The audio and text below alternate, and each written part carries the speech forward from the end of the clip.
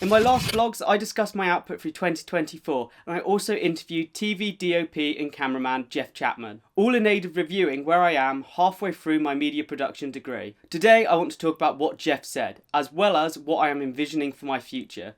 Jeff said that his media career started on a 6-week intensive course at the BBC. The BBC in those days was the almighty, well-trained people. And this kind of placement always sounds very valuable. However, I hope I've picked up similar skills to what I would have been taught and demonstrated them over the last year and a half. I feel I've picked up and demonstrated a strong skill set in video production already, especially in video editing. As much as cinematography and camera work excites me, I've found I'm more naturally talented in video editing, and maybe that's just because it's what I've been roped into doing, and it translates skills from my graphic design and also just a structural understanding. So maybe that's all come together quite nicely.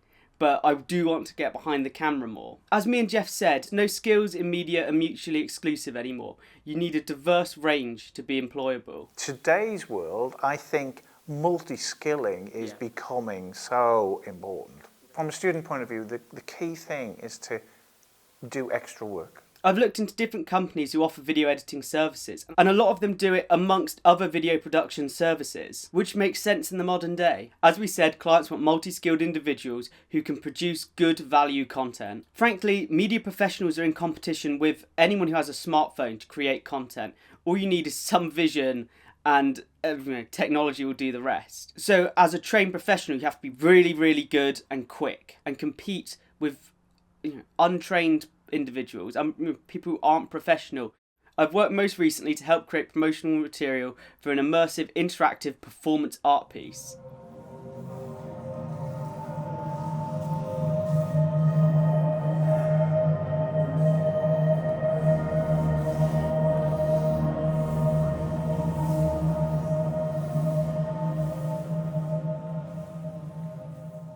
When doing this, I felt a necessity for a broad skill set, because between the three of us, we were doing sound, we were interviewing, we were filming, we were doing photography, we had the set, we had the task you would give a whole crew between three of us, and quite honestly, we're being paid for the work of one person, which is a good sign of, well, not a good sign, but it's a sign of how things really are. Whilst I always want to develop my production skills, I'm quite excited that my post-production skills have developed so quickly and that I can be confident in them. I'm at the point where I can take a variety of different jobs and happily be paid for them. This year I really want to utilise the connections I've made at the university to pick up lots of these smaller jobs, especially at the start of semester where things are quite slow before classes really get going. Doing this is good for a few reasons, obviously. It helps make that work experience number go up on those hours, which is always nice, but more importantly, it continues to build my confidence, which was, personally is very important, as it makes it easier for me to do things. When I have a good precedent set for myself, knowing I can do it is just important. And also, it will give me funds to be able to invest in equipment, as well as giving a good portfolio of work for future employers. That foundation of skills and knowledge is something I can only build up by doing practical, real jobs with a real deadline.